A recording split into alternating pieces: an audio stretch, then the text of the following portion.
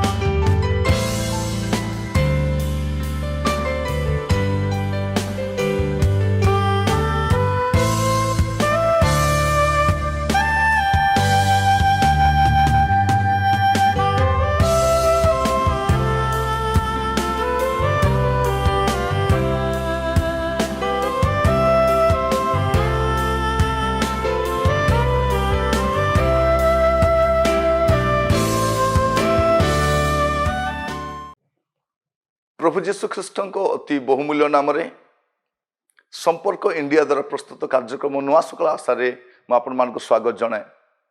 आम अत्यंत खुशी जे आपण मैंने नियमित आम कार्यक्रम देखुं। मुझे अनुरोध करी आपण मंडली आपण परिवार आपणकर सहभागितार आपण अनुष्ठान जो भाई भौणी मैंने विभिन्न स्थान रही से अनुरोध करूँ जे मैंने एपर्यंत ये कार्यक्रम अंशी ही ना जपरी से कार्यक्रम को नियमित देखिपारे। विशेषकर यह ओडिया भाषार भाई भौणी मान निमंते प्रस्तुत करा आपण मान नियमित आम प्रार्थना करुवे। आम पचर टेक टीम प्रार्थना करेंगे। जो मैंने सकल विषय को नियंत्रण कर प्रार्थना करेंगे। आम आपण प्रार्थना करुचु। आपण सुचिंतित मतामत आम ग्रहण करुचु। प्रभु आपण मान प्रत्येक को बाहुल्य रूपे आशीर्वाद करंतु। आज गोटे छोट प्रसंग प्रभु वाक्य रखापी चाहे। प्रसंगर शीर्षक है विश्रामर आवश्यकता। विश्रामर आवश्यकता ए दिन मान देखु दि प्रकार गोष्ठी देखिए। अनेक किछि कार्य करती ना सबु बेले से माने अलसुआई पड़ी रुहंती। आ ए प्रकार को गोष्ठी को देखिए से माने केबे मध्य निज स्वास्थ्य पाए बा विश्राम नेबार अछि टिके रहिबार अछि टिके अटकी जीवार अच्छी यहाँ चिंता केवल कार्य कर चली था। अलसुआ हेबा भी भल नुहे कि विश्राम न नहीं दिवारात्र कार्य करबा भी भल नुह। ए दिन मान आम देखुचु परिवार बोझ पिला बोझ बढ़ी चली। सेवा कार्य सेवार बोझ बढ़ी चली। मांडलिक सेवा कार्य पालक प्रचारक माने अविश्रांत ही कार्य करुछन्ति। अनुष्ठान नेतृवर्ग दिवारात्र कार्य व्यस्त अटंती। आज मुझे कहवाई चाहे विश्राम आवश्यकता अच्छी। अल्प विश्राम करने दरकार। आप अल्प विश्राम नेला परे सतेज होइजिबे। आहरी भल भाव कार्य करें। आमर कहानी प्रायतः समयर मैनेजमेंट न थाए। अनेक को देखिए जो माने समय सठिक व्यवहार करती एवं समय अनुसार कार्य करती। आज मुझे गोटे छोट ये प्रसंग में आपण मैंने किसी कहवाई चाहे जे विश्राम आवश्यकता अच्छी। प्रभु आपण मान को ए वाक्य द्वारा कथा हूँ। मार्क तार 6 अध्याय तार 31 पद और 32 पद। मार्क 6 पर्व 31 और 32 से कहले तुम्हें मैंने अंतर हो गोटे निर्जन स्थान को जाई किछि समय विश्राम करो। कारण अनेक लोक जीवा आसवा करुथिबारु सेमानकर भजन करबार सुधा सुजोग नथिला। सेतरे सेमान अंतर होई नौकारे गोटे निर्जन स्थान को बाहरी गले। एठी आमे देखुचु जे प्रभुकर शिष्य मानक कथा प्रभु जीशुकर कथा ए प्रकार को व्यस्तता आसी जाइए सेवा कार्य रे जे सबु बेले लोक माने तांको पछरे लोक माने वाक्य सुनिबा पाए सुस्थता पाइबा पाए समस्या समाधान पाइबा पाए दिवारात्र जीशु चतुर्पार्श्वर रोहुतिले। प्रभु जीशु ख्रीष्ट शिष्य मान को परामर्श दौरान तुम्हें माने अंतर हो गोटे निर्जन स्थान को जाई किसी समय विश्राम करो। आज व्यस्त बहुलता मध्य मुझे कहवाई चाहे जमान को किसी समय बाहर करिकी विश्राम करिवार आवश्यक अछि। विश्रामर आवश्यकता रही। प्रभु आम प्रत्येक को साहाय्य करंतु जेपरि आमे प्रत्येक यार प्रासंगिकता को बुझी पारिबा।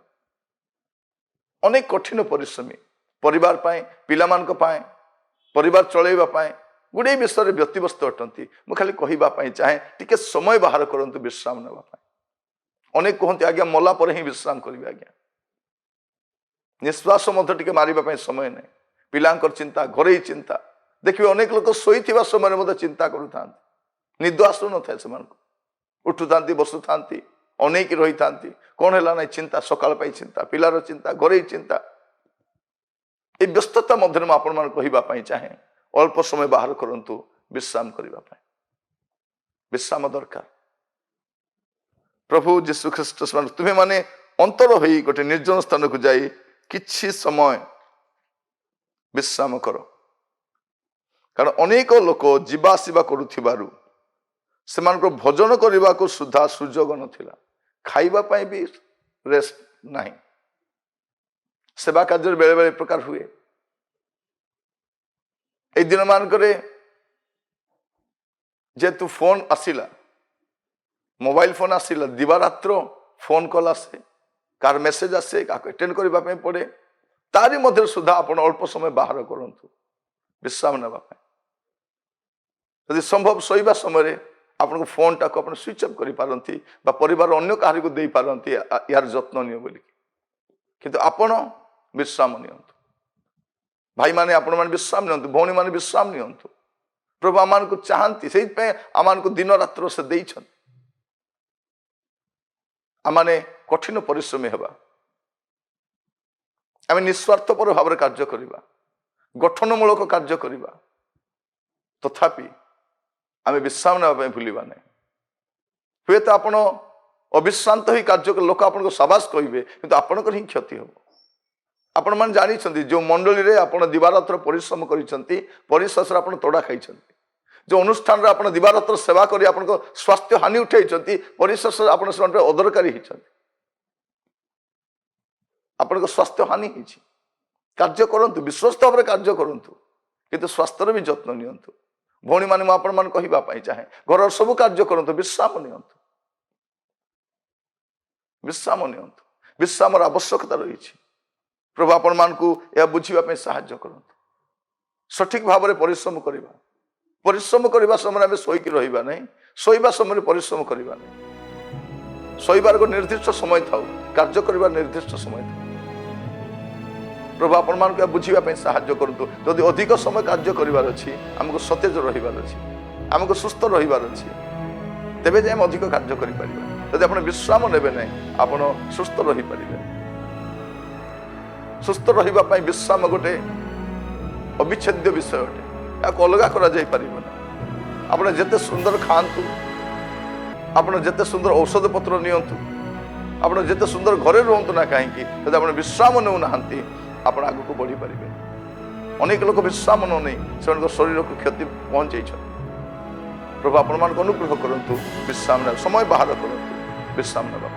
प्रभु आपण मान आशीर्वाद करंतु आपण मान सहित रही महिमा प्रकाश करंतु। प्रार्थना कर।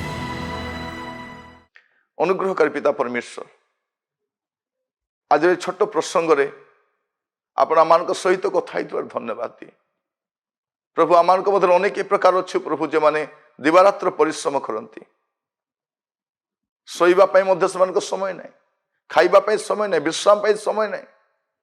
प्रभु आज वाक्य द्वारा कथा धन्यवाद दिए प्रभु जपर विश्राम करने को शिखिबे आपण विश्वस्त भाव में शक्तियुक्त भाव आग को बढ़ापी विश्राम जे आवश्यक या बुझापी साहाय्य कर। प्रत्येक को दया कर। प्रार्थना शुणी धन्यवाद दी आदर महिमा आपन को दी प्रार्थना मोर प्राणर प्रिय जीशु नाम मागिली आमेन आमेन। प्रभु आपण मान प्रत्येक आशीर्वाद करंतु। नमस्कार।